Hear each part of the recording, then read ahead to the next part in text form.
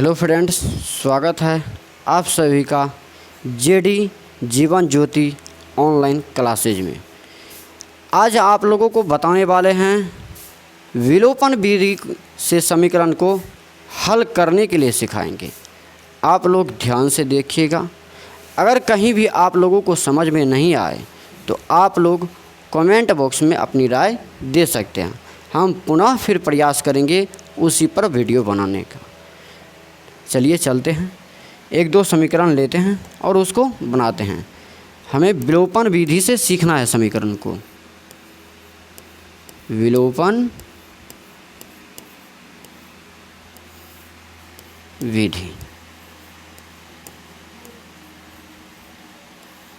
एकदम बेसिक तरीक़ा से समझते हुए जाएंगे और सीखते हुए जाएंगे। कोई भी एक समीकरण ले लेते हैं।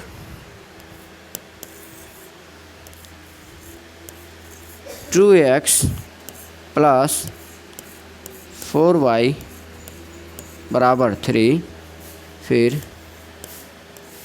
4x प्लस का 3y बराबर 2 समीकरण लिए और इसको जो है हम लोग विलोपन विधि से बनाएंगे। ठीक है, तो आप लोग ध्यान से देखिएगा। अगर कहीं भी दिक्कत हो समझने में तो आप लोग पुनः पूछ सकते हैं। सबसे पहले इस समीकरण का नामकरण करते हैं हम लोग। इसका नाम है समीकरण 1, ये हुआ समीकरण 2। ठीक है, विलोपन विधि का अर्थ ही हुआ किसी एक चर को विलुप्त करना, यानी कि किसी एक चर का मान शून्य लाना। या तो y बराबर लाओ या x बराबर लाओ, लेकिन किसी एक चर को विलुप्त करना है। तो अगर हम y वाले को विलुप्त करेंगे तो y के पीछे जो लिखा हुआ है डिजिट उसको हम लिखेंगे, क्रॉस मल्टीप्लाई करते हैं, गुना। यानी कि समीकरण 2 को समीकरण 1 में रख के गुना करेंगे और समीकरण 1 को समीकरण 2 में रख के गुना करेंगे। चलिए हम लोग y वाले को विलुप्त करके दिखाते हैं। इस y के पीछे क्या है, 3 है तो 3 लिखेंगे, और इस y के पीछे क्या है, 4 तो 4 लिखेंगे।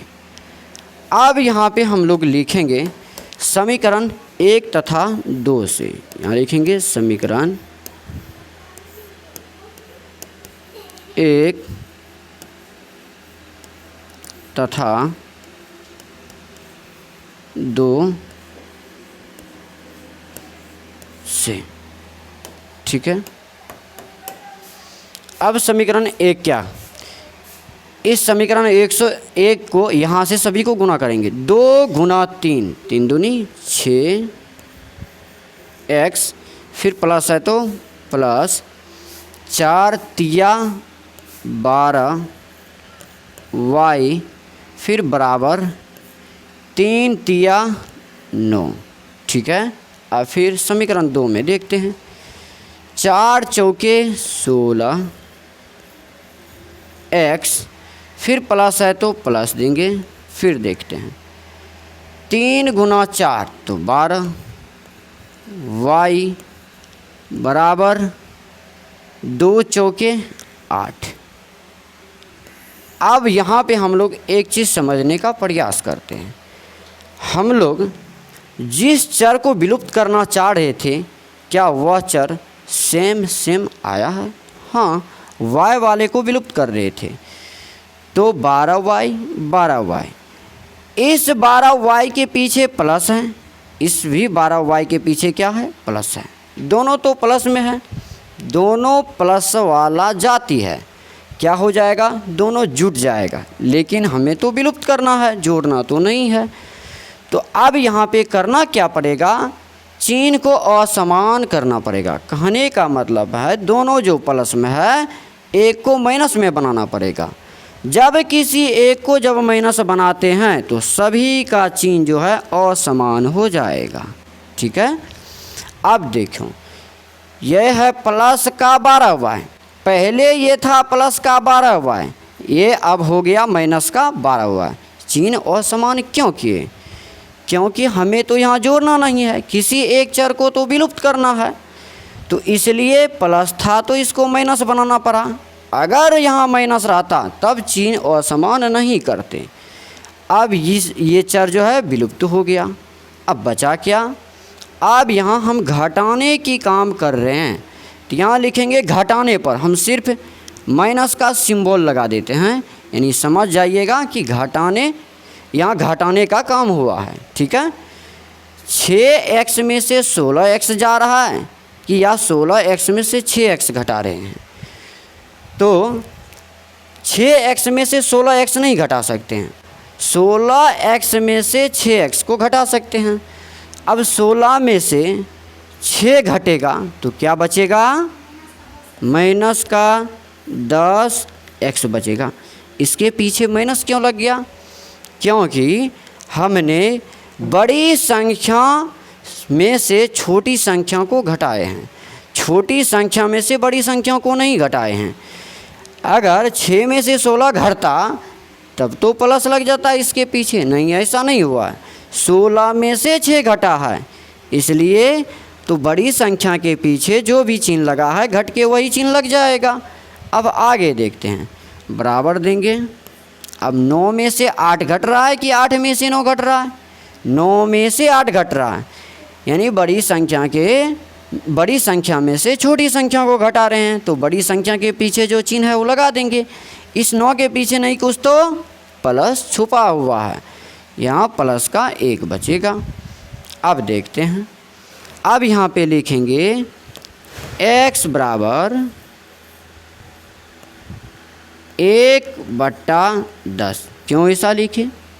क्योंकि ये 10 जो है x के साथ गुना में है, या 1 के साथ जो है जाएगा भाग में, इसलिए x का मान क्या आ गया? 1/10 आ गया। अब पुनः जो है हम y का मान निकालेंगे। हाँ, माइनस का 1/10 होगा, तो हमें माइनस नीचे में नहीं रखना है, ऊपर रखना है, माइनस का 1/10 होगा। ठीक है, सॉरी। अब आगे लिखेंगे समीकरण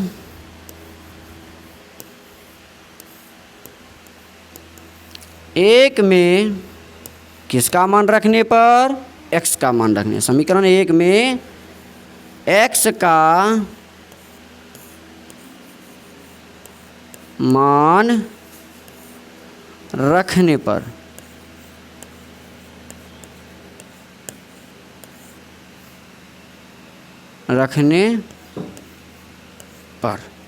ठीक है, समीकरण 1 में x का मान रखने पर। अब समीकरण 1 क्या है? 2x + 4y = 3। क्या समीकरण 1 में ही x का मान रखेंगे तो y का मान निकल जाएगा? नहीं, हम समीकरण 2 में भी रख सकते हैं तो y का मान निकल जाएगा। तो समीकरण 1 क्या है? 2x फिर प्लस का 4y = 3। ठीक है, किसका मान रखना है? हमें x का मान रखना है, तो जहाँ x है वहाँ x का मान रख देंगे। 2 इस बीच में नहीं कुछ तो गुना का चिन्ह है, तो गुना लगाएंगे। x का मान क्या आया है? माइनस का 1/10 आया है, तो यहाँ लिखेंगे माइनस का 1/10। फिर आगे हमें मिला प्लस का 4y = 3। अब पुनः यहाँ पहले हम गुना की क्रिया कर लेते हैं। 2 क्या 10 को काट रहा है? हाँ, काट रहा है। कितनी बार में? 5 बार में। 2 एकम 2, 2 पंचे 10, यानी यहाँ आ गया हमारा आंसर माइनस का 1/5।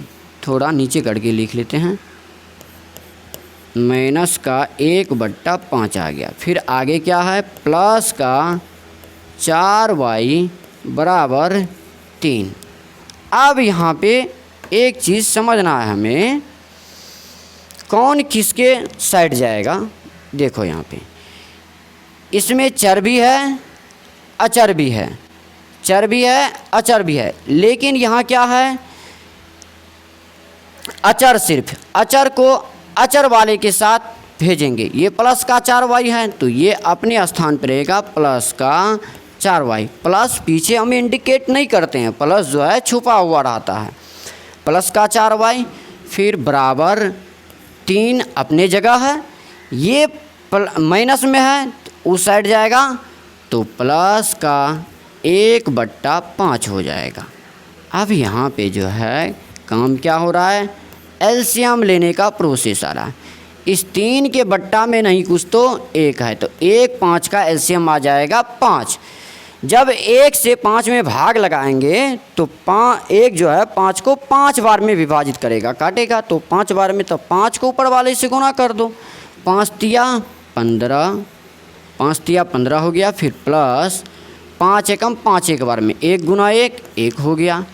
अब जगह नहीं है हम, अच्छा इसको थोड़ा सा ऊपर करते हैं, जगह बन जानी चाहिए।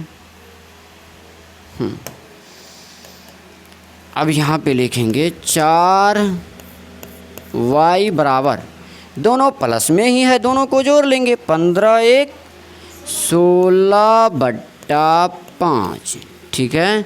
और फिर पुनः क्या करना पड़ेगा, क्या कोई ऐसा डिजिट है जो 16 और 5 को कर देगा, नहीं है। तो लिखेंगे y बराबर 16/5 गुना 4। ऐसा क्यों लिखे, ये 16/5 तो 16/5 लिख लिए। ये 4 जो है इस y के साथ गुना में है, इसके साथ भाग में चले जाएगा। अब देखते हैं क्या कट रहा है।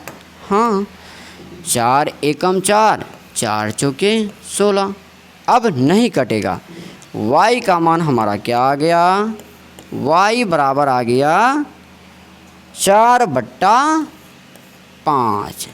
y का मान आ गया 4/5, ठीक है। यही हो गया हमारा। x का मान आया माइनस का 1/10 और y का मान आया 4/5। अभी भी अगर आप लोगों को समझ में नहीं आया हो तो आप लोग कमेंट बॉक्स में अपनी राय दे सकते हैं। पुनः हम फिर प्रयास करेंगे इसी पर 2-4 और वीडियो बनाने का, ठीक है। धन्यवाद, फिर मिलते हैं किसी और वीडियो में।